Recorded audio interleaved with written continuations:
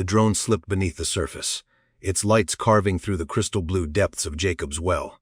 What it illuminated wasn't rock, it wasn't empty darkness. It was a scuba fin standing upright in a bed of white limestone silt. A rusted oxygen tank, and then bones. When scientists pressed play on that footage, the room didn't fall silent because of what they saw. It fell silent because of what it meant. Jacob's well had kept its secret for decades, but today it whispered a name from the bottom of its watery grave. Would you dare to listen? Paradise of death in the sun-baked hills of Texas Hill Country. Cypress Creek flows gently over ancient limestone, its crystal-clear water sparkling beneath the Texas sun. But in the middle of that peaceful stream lies a perfect circle of darkness. 12 feet across, bottomless, inviting. Jacob's well, on a scorching summer afternoon, it looks like paradise. Families laugh along the banks. College students leap into the cool water. Tourists crowd around, taking photos of water so impossibly clear it looks like liquid air. The spring remains a constant 68 degrees Fahrenheit year-round, fed by the immense Trinity Aquifer deep below Texas. It feels like an oasis. It is a trap. The first chamber drops 30 feet straight down through brilliant turquoise water flooded with sunlight. Most swimmers stop there. They believe they've reached the bottom.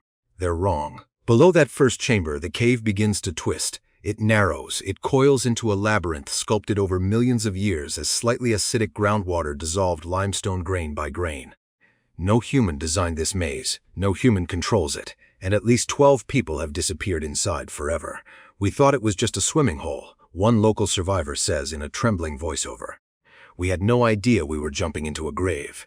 Jacob's well rarely gives back its dead, and the deeper you descend, the hungrier it becomes. But one quiet morning, science sent something into the darkness that didn't need to breathe. What that machine discovered below changed everything. The camera's chilling discovery, a bright yellow remotely operated vehicle called Explorer, began its slow descent. A fiber-optic tether streamed live 4K video back to a monitoring van on the surface. The first chamber looked breathtaking. Golden sunlight danced across pale limestone walls. The second chamber faded into deep sapphire blue. Then came the infamous birth canal, a passage so narrow that the drone had to squeeze through with millimeter precision. Beyond it, the third chamber, silent, still, almost peaceful. Then the fourth chamber. The lights caught something that wasn't rock, a scuba fin, standing perfectly upright, as if someone had planted it there. Inside the monitoring van, every voice disappeared. Next came a corroded oxygen cylinder, a tattered wetsuit, and finally human skeletal remains trapped beneath shifting limestone gravel.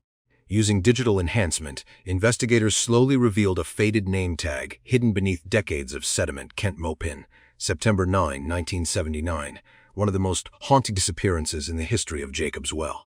But the drone continued panning. Another set of tanks, another fin. Kent Mopin had not died alone. My God, one scientist whispered, his voice cracking on the recording.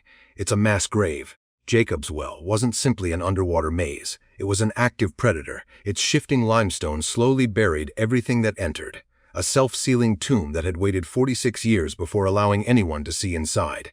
To understand how it claimed Kent, we have to return to one terrifying night in 1979. The night the well claimed 2 lives. Cave diving in 1979 was the Wild West. There were few regulations, few safety standards, only courage, ambition, and a single tank of compressed air. Kent Mopin was experienced, fearless, obsessed. He had explored Jacob's well many times before, always determined to push farther than anyone else. His partner that evening was a young diver named Brashier, eager, talented, inspired by Kent's confidence. A group of 8 divers gathered near the spring as daylight faded into darkness. When night fell, Kent and Mark suited up.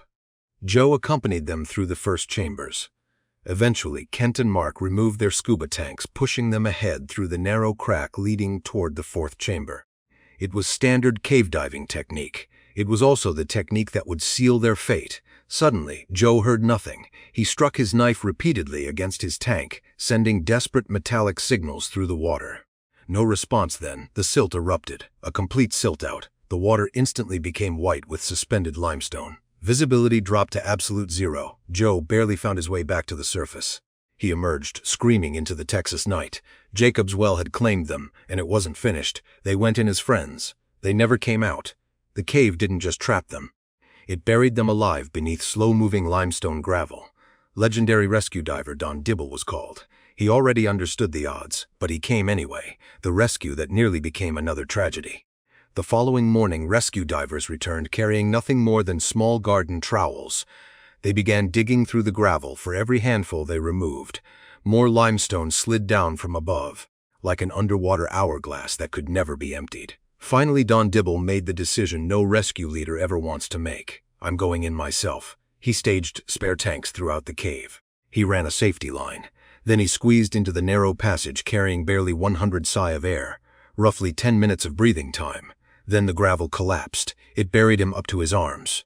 Visibility vanished. His arms were pinned. He couldn't signal. His breathing accelerated. His remaining air disappeared. Don accepted that he was going to die. He opened his mouth. Swallowed the silty water then. Instinct took over. His body convulsed violently.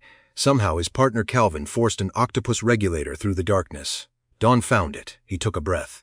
They escaped. But the nightmare wasn't over. The air Don had swallowed expanded during ascent. His stomach ballooned like a basketball. Internal tissues ruptured. Peritonitis followed. He endured 12 hours of unimaginable pain. Against every expectation, he survived. Jacob's well had nearly claimed its rescuer. "I died down there for a moment," Dibble later recalled. "And the well let me go this time." Yet even after that horror, people still refused to surrender. The industrial attempt to steal back the dead. Commercial diving crews arrived with massive industrial suction hoses. They vacuumed tons of limestone gravel from 60 feet below the surface. The well fought back. As quickly as they removed the gravel, more poured into the chamber. Money began running out. The danger became impossible to justify. After 12 exhausting days, the search was abandoned. Kent Mopin and Mark Brashier remained entombed forever beneath the shifting stone. The gravel bed had won. Officials installed a heavy concrete cover topped with a steel grate, but determined divers returned at night, carrying bolt cutters. Jacob's well refused to remain closed. Until science returned with eyes that never blinked. Deeper than the map, the drone revealed something even more unsettling. The fourth chamber wasn't the end. Sonar detected additional voids beyond it.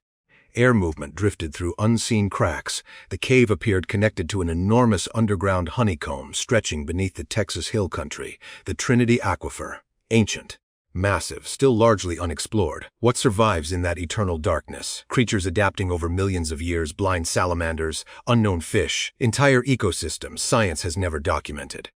Long before modern explorers arrived, the indigenous Tonkawa people regarded these springs as sacred places, places where the boundary between worlds became thin, where the earth itself breathed. Modern cave divers often describe something remarkably similar, a strange pull, an irresistible urge to continue deeper, not merely nitrogen narcosis, something watching. Even the limestone seems alive.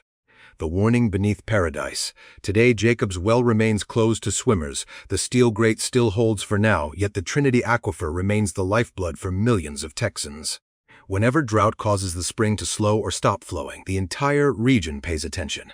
Jacob's well is many things: a window, a tomb, a portal into the unknown, one of nature's most beautiful places. And one of its deadliest. The drone traveled farther than any human had in decades. Yet at the edge of its sonar range, the passage simply continued. The signal dissolved into static. The cave stretched onward beyond the map. It has guarded its secrets for a very long time. Is Jacob's well cursed? Is it simply an extraordinary geological accident? Or is there something even stranger? Something science still has no words to explain. The water remains crystal clear. The depths are still waiting, and the whispers never truly stop. What would you do if you stood on the edge of Jacob's well on a hot Texas afternoon? Would you jump, knowing what lies beneath? Share your thoughts in the comments below. Do you believe that mysterious pull is real? Subscribe for more stories that descend beneath the surface, where breathtaking beauty conceals unimaginable horror, and nature never forgets the dead it keeps. Turn on notifications, because the next descent might be closer than you think.